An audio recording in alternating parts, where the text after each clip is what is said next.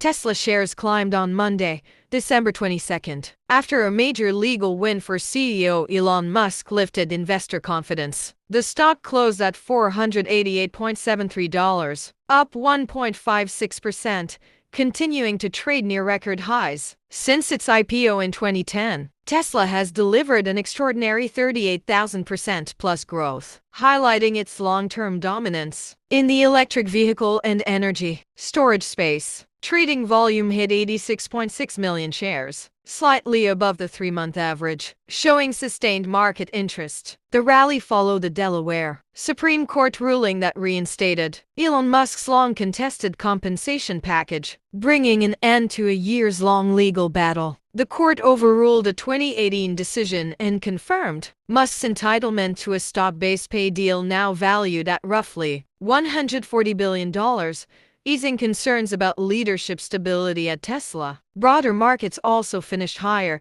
supporting the positive sentiment. The S&P 500 rose 0.64% to close at 6,878, while the Nasdaq Composite gained 0.52%, ending at 23,429.